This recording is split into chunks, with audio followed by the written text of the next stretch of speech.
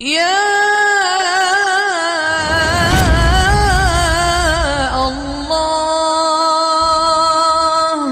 ابتدا اسلام میں، اور پھر عجیب بات یہ ہے کہ 2 دفعہ شادی ہوئی، 2 دفعہ بیوہ ہوئی، 2 دفعہ شادی ہوئی، 2 بیٹے تھے حضرت خدیجہ۔ نبی پاک صلی اللہ علیہ وسلم سے قبل آپ کے 2 بیٹے تھے، ہند اور حالہ، دونوں مسلمان ہوئے، دونوں حضور کے صحابی ہوئے۔ 2 شہزادے تھے حضرت خدیجہ کے، 2 دفعہ پہلے شادی ہوئی، دونوں خامد انتقال کر گئے۔ عرب کے بڑے بڑے، اور حضرت خدیجہ بنو قریش میں سے ہیں، 3-4 نسلیں اوپر جا کر ان کا خاندان نبی پاک صلی اللہ علیہ وسلم کے ساتھ مل جاتا ہے۔ حضرت خدیجہ کا 2 دفعہ نکاح ہوا، آپ بیوہ ہو گئی، دونوں دفعہ خامد وصال کر گئے۔ بڑے بڑے مکے کے سرداروں نے پیغام نکاح دیا، حضرت خدیجہ خاموش رہی، نکاح نہیں کیا۔ لوگوں نے بڑی وجوہات بیان کی، الگ الگ باتیں لکھی۔ شیخ محقق شاہ عبد الحق محدث دہلوی فرماتے نہیں، اصل بات اور تھی۔ عرب کے اندر سال کے بعد عورتوں کا ایک میلہ لگتا تھا خانہ کعبہ کے پاس، صرف عورتیں اکٹھی ہوتی تھی، میلہ لگا ہوا تھا۔ ایک تورات جاننے والا یہودی عالم بھی آیا ہوا تھا، وہ بیویوں کے مجمع پہ نظر ڈال کے کہنے لگا، بیویوں، مرد کا کام تو کوئی نہیں عورتوں کے مجمع میں بات کرنا،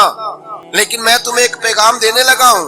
اللہ کے آخری رسول جو مکے میں پیدا ہونے والے ہیں، ان کے آنے کا وقت قریب آ گیا ہے۔ وہ بی بی بڑی خوش نصیب ہوگی جنہیں ان کی رفاقت ملے گی۔ عورتوں نے جب دیکھا کہ مرد آ گیا عورتوں کے میلے میں، تو انہوں نے ڈانٹا جھڑکا، کہا چل اٹھا اپنی کتابیں اور نکل جا۔ حضرت خدیجہ کہتی ہیں باقیوں نے ڈانٹا، پر میں نے بات پلے سے باندھ، میں نے پلے سے باندھ لی، اور میں انتظار کرنے لگی کہ اللہ کرے وہ نصیب میرے ہی ہو، اللہ کرے مقدر میرا ہی کھلے۔ آپ فرماتی میں تسبیح پڑھتی، درود پڑھتی، میں اس زمانے میں جو اللہ کا ذکر جس طرح ہوتا تھا وہ میں شروع کرتی، اور جب فارغ ہوتی تو میں التجا کرتی کہ اللہ میرے نصیبے کھول دے۔ کہتی ہیں آہستہ آہستہ آہستہ آہستہ میں حضور کی تعریف سننے لگی، آہستہ آہستہ تعریف سننے لگی۔ نبی پاک صادق ہیں، امین ہیں، سچے ہیں، دیانتدار ہیں، اس برے اور میلے معاشرے میں بھی وہ سب سے اعلیٰ بھی ہیں اور سب سے اجلے بھی ہیں، وہ سب سے پاکیزہ ہیں۔ میں سننے لگی تعارف، آہستہ آہستہ میں ان کی گرویدہ ہونے لگی۔ ادھر نبی پاک صلی اللہ علیہ وسلم اپنے چچا جناب ابو طالب کے پاس رہتے تھے، قحط آ گیا، حالات بگڑ گئے۔ حضور سید عالم صلی اللہ تعالی علیہ وسلم سے چچا کہنے لگے، بیٹے اگر مال تجارت لے کے شام جاؤ تو بڑا نفع کماؤ گے، ہمیں ضرورت بھی ہے، اور اگر ہو سکے تو ختیجہ کا مال لے کے جاؤ۔ اور نبی پاک نے کہا چچا میں نہیں کہوں گا کسی سے جا کے، میں نہیں کہتا کسی سے جا کے، جو میرے نصیب میں ہوگا میرا رب خود عطا فرمائے گا، میں نہیں کہوں گا۔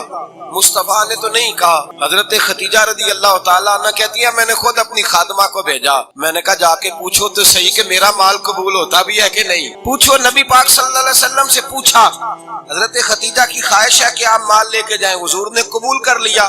جناب خدیجہ الکبریٰ رضی اللہ تعالیٰ عنہ کے غلام تھے، میسرہ ان کا نام تھا۔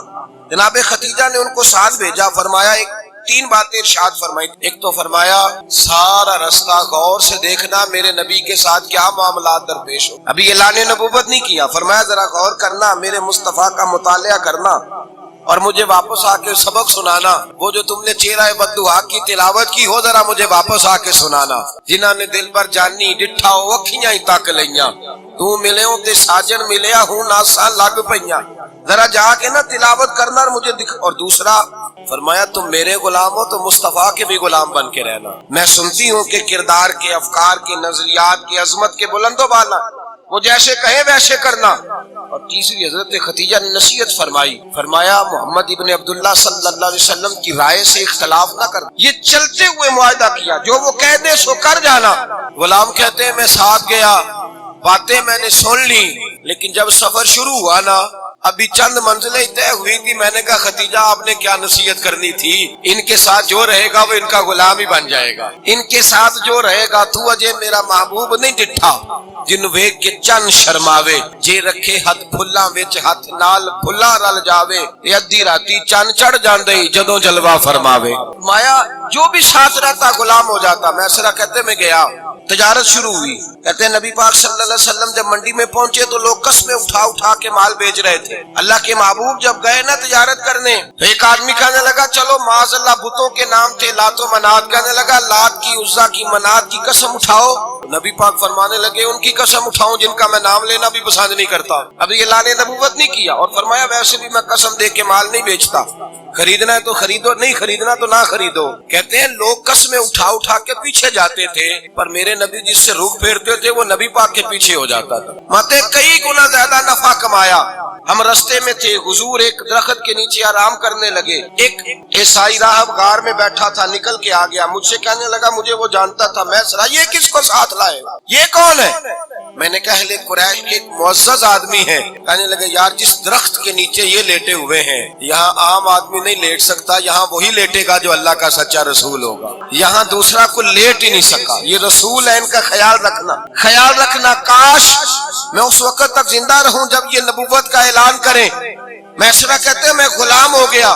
نبی پاک صلی اللہ علیہ وسلم کی ادائیں مجھے بھانے لگی. جب واپسی پہ نکلے تو گرمی بڑی شدید تھی. فرماتے ہیں جب دھوپ تیز ہوتی تو بادل کا سایہ آ کے حضور پہ سایہ کر دیتا. بادل کا ٹکڑا نبی پاک پہ. اللہ جانے کہاں بیٹھ کے لوگوں نے کتابیں پڑھی ہیں جو کہتے ہیں 40 سال کے بعد نبی بنے. پتہ نہیں کہاں بیٹھ کے کتابیں پڑھی ہیں. ہم نے تو جو سیرت پڑھی ہے وہ بتاتی ہے کہ تیری حیات پاک کا ہر لمحہ پیغمبر لگے, ہر لمحہ پیغمبر لگے. یہاں تو وہ لوگ جو کئی سال پہلے 20 اور 25 سال پہلے حضور سید عالم صلی اللہ علیہ وسلم کی رفاقت میں رہے وہ اعلان کر لوگ پتہ نہیں کہاں بیٹھ کے کتابیں پڑھتے ہیں, کہاں بیٹھ کے. میرے نبی پاک سے صحابہ نے پوچھا حضور آپ کب نبی تھے؟ فرمایا ابھی آدم کی مٹی گوندی جا رہی تھی, ابھی آدم کی مٹی گوندی جا رہی تھی, میں تب بھی اللہ کا رسول تھا.